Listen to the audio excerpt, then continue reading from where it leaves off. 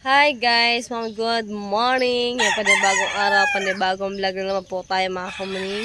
At ngayon, nandito po ako ngayon sa baba ng kubo ni na Kuya Japper mga kamuning, no. At ayan si Nani Leia. At ang Tata Ikar. Ayan, magising na rin mga kamuning. At kanina pa talaga kami gising ng mga Nani Leia. Mga ano yun, alas 5 kami. Mga gising na mga kamuning. Ayan. Punta tayong tabing dagat, guys. Punta tayo. Ang pusa baka sweet. Nangaamo. Ayan ang aking tatay. Wala siyang lako, mga kamuning. Ha? Walang baka, papoy na lang. Kami ng tatay ka rin bibili. Mamaya-maya. Yan yung paa ng tatay, oh, mga kamuning.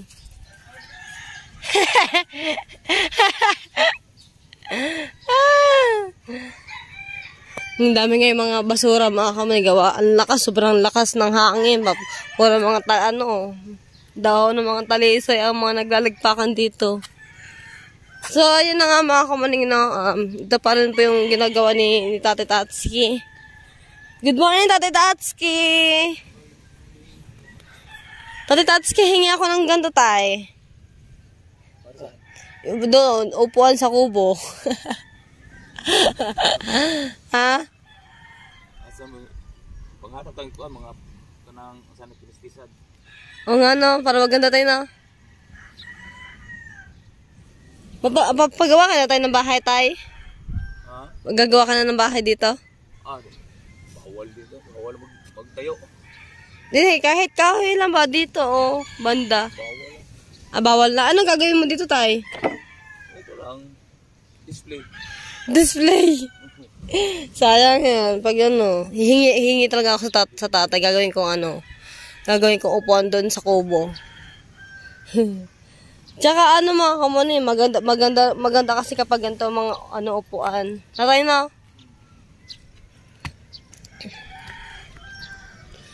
Ang ganda ng tay. Ilog. Sa ilog? Mga kinistisan. Oh, madami nga doon sa ilog. Pero pag tagbagyo, marami din doon. Mga kamaning, ang ganda ng dagat. Ang sarap mag-adventure, mga kamaning. Kaya lang talaga ay hindi ako makasama sa mga naglalaot or sa pagtitinda mga kamaning dahil hindi talaga ako pwede. Hindi ako pwedeng lumayo, mga kamaning, dahil nga katulad ngayon, meron akong pasyente sa bahay. Gawin ng aking nanay, kailangan ko bantayan sa kanyang gamot. Pag pula sa tama oras yung pag-inom niya ng gamot, di ba mga kamuning? Tsaka, mas maganda na rin si tatay yung naglalako mga kamuning, no? Habang naglalako ang tatay, ako nagbabantay sa nanay, sa mga bata. Kaya lang talaga, ngayon ang tatay ay wala po siyang lako ngayon. Wala pong lako ngayon mga kamaning dahil nga yung aking bangka ay sira mga kamaning. Sira na naman. Ito yung pinagawa ko po dati. Nasira ito ng bagyong Christine. Ayun yung dahil sa bagyong Christine nasira. Ngayon po mga kamaning, yung pinakalagayan ng makina ay ayan.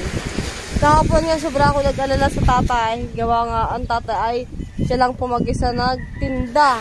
Buti na lang mga kami nakaubos po ang tatay.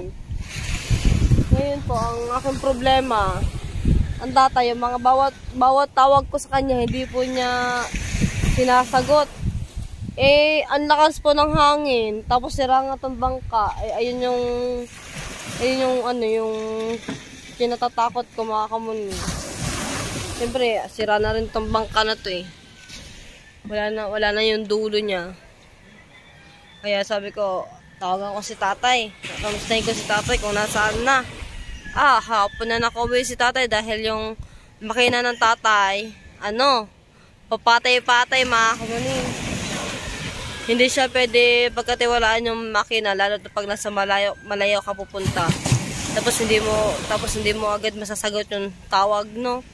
Kaya ako talaga nag-alala talaga ako kahapon. Sabi ko, tatay, ayaw sagutin yung yung tawag ko. Siguro na, sa na ako, naka-10 tawag na ako sa tatay mga kamaning kahapon ng hapon. Buri mo tanghali pala, alas 12 ng tanghali, tumatawag ako sa tatay hanggang hapon. Dahil nga, ang lakas, sobrang lakas ng hangin. At magabang lang tayo, ay walang lumaot kasi, ayun o, yung mga bangka. Bangka ni Kuya Dagol, mga kamanin. Tapos, yun. Ayan kasi, kapag kompletong bangka dyan, ibig sabihin niya, walang lumaot.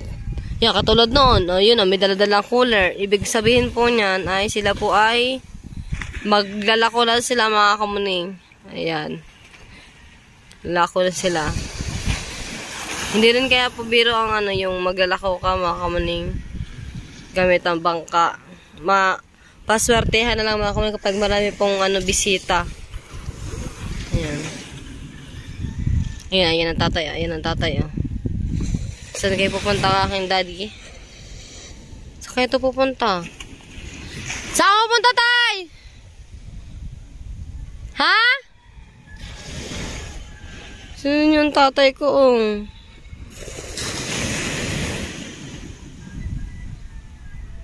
Tay, may lumaot ba, tay? Wala na? Oh. Sinyas ng tatay, ibig sabihin ng walang lumaot.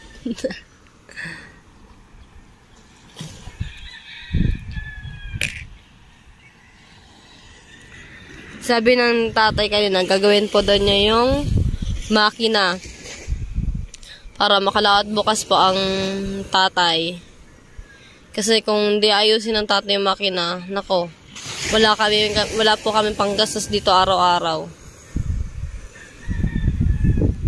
Tapos ang mahal pa man ng gamot ng nanay mga kamanin sa loob ng 4 na araw 3.5 ng 3.5 ang gamot ng nanay. Sobrang laki din. Buti ba kung lagi maraming tao, tapos lagi naglalako ang tatay, asin makakatipid din tayo sa araw-araw. Yan o. Tapat ko na lang sa inyo yung ng dagat. Alon. Oh, diba? Dati, kikwento ko, meron pala akong ikwento sa inyo mga kamaning. 2016, share ko lang sa inyo mga kumaning, 2016, may basura dyan, may bahura dyan sa gitna ng dagat mga kumaning. Doon mismo, saan yung aking kamay. Yan, doon mismo sa gitna na yun mga kumaning yun doon. Ano yan, may bahura, ibig sabihin yun sa Tagalog yung bahura, ayun yung may buhangin sa gitna mga kumaning. Tapos dito ay malalim dito mga kamini sa banda rito. Ngayon po, hindi pa naman ako masyado maalam maglangoy po ng panahon na yon. Meron na ako nakita doon yung pwede pagtawiran para makapunta ka doon sa bahura. Nung naandun na ako, papunta na ako doon sa bahura mga kamuning. Ang nangyari po sa akin, ako po ay nalunod po ako noon. As in, lunod na ako noon mga kamuning, Buti na lang talaga. Ayun yung panahon na nagluluna mga kamuning. Alam nyo ba yung luna? Yung meron kang kalaykay. Para ka lang din nangangapa, ganon. Meron nakakita sa akin mga kamuning na nalulunod ako. Buti nakita ako. Kung hindi ako nakita, Diyos ko, patay na sana ako mga kamuning. 2016 po yun.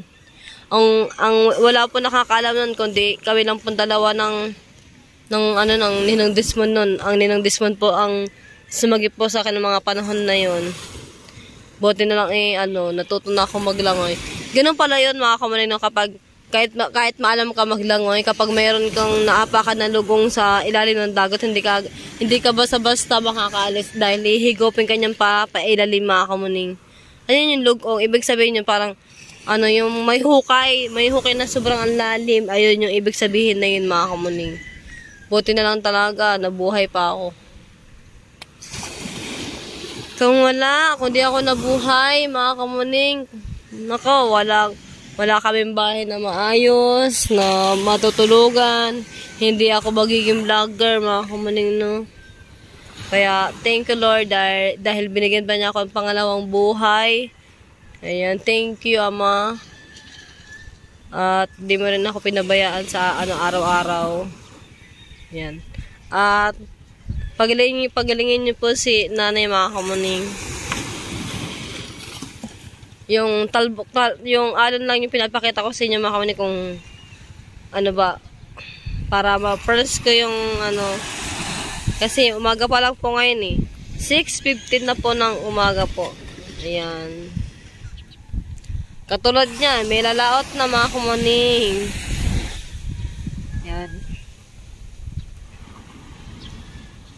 Lalaot na yan. Sarap sana mamukot. Kaya lang talaga, hindi talaga ako pwede sa bagay, 1 oras lang naman yung pukot. 1 oras or 2 oras po. Ay, ang sweet naman eh.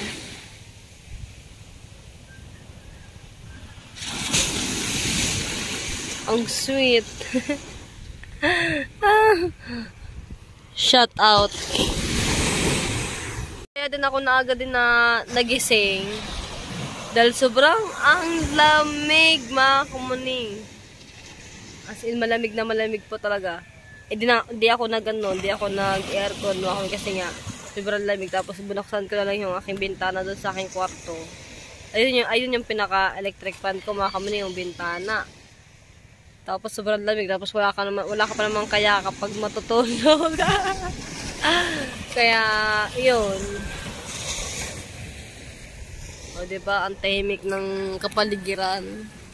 Lapit ng summer, mga kamuning. Yan.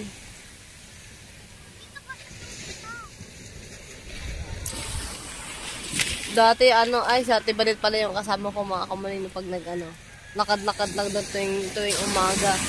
Masarap sana ngayon mag-jogging. Ay, uuwi mo na ako mga kamuning para i-update ko si mother kasi si mother ay iinom pa po ng gamot. Alas 6. Kasi pininom ko po si nanay ng gamot ng 5:30. At ngayon naman ay alas 6 siya ay inom ng gamot.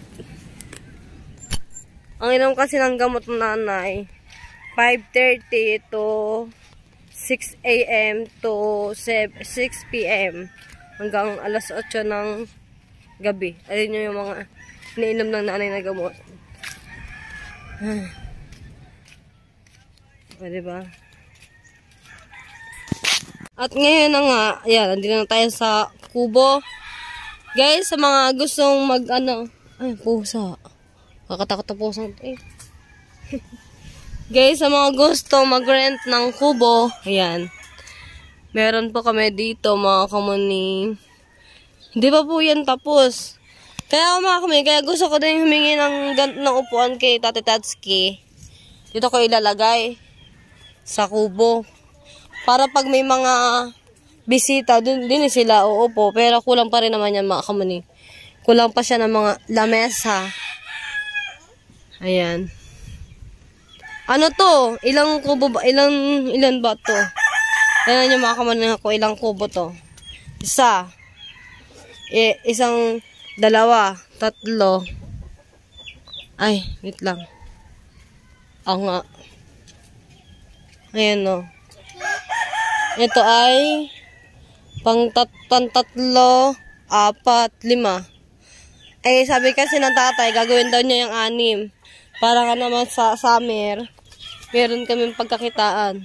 Diba? Simpleng kubo lang yan. Tapos meron na rin kami, meron ding gasol. Kaso wala kami gagamitin na gasol kapag inarkila tong kubo. Meron naman kami ditong kalandi uling. Ayun ang mga kamuning, ayusin pa to ng tatay yung yung makina dahil nga papatay-patay. Nasaan kaya yung kalandi uling? Wala na naman yung kalandi uling. Ayun! Ito guys, ito. Pwede din yung magamit nila sa pag sila dito, mag-rent na kubo. Meron silang luto, yan. Good morning, bunso. Masal nanay, tara. Guys, yakagin ko na si Tatay Ika. Bibili rin ako ng pandesal tsaka ulam ng nanay tsaka kanin. Tatay Ika, tara. Sama ko na rin sa vlog. Apo. Ang tawag ganun? Manunggay pandesal, Baliktad pa ata. Yung ginagawa ni Nanay Lea. Banderitas. Okay.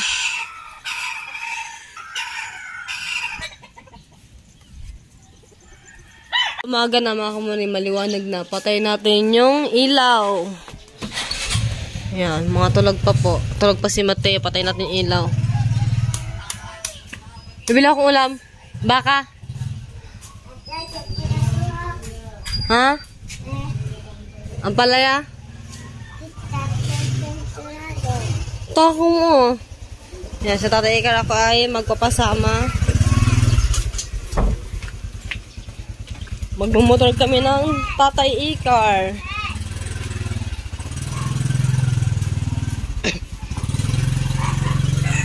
Diyan na naman yun sa palengke guys. Di naman pumalayo.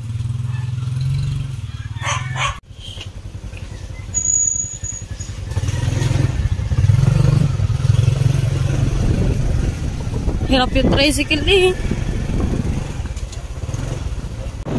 Okay, malapit na tayo mga kamuni sa bilihan ng pandesal.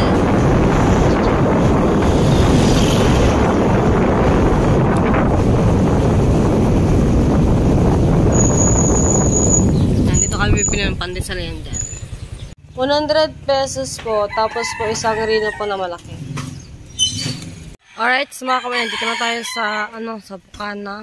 Hindi ako nakabili ng ulam ng nanay dahil, hindi pa luto yung baka. Ayun, sana yung ulam ng nanay ngayong umaga para makain naman namin ng gamot. Balikan ko na lang mamaya yung, para pagbalik na namin doon, luto na yung ulam. Kakain na lang si nanay mga kamay. Dito na lang muna yung aking vlog. Maraming salamat po sa inyo lahat.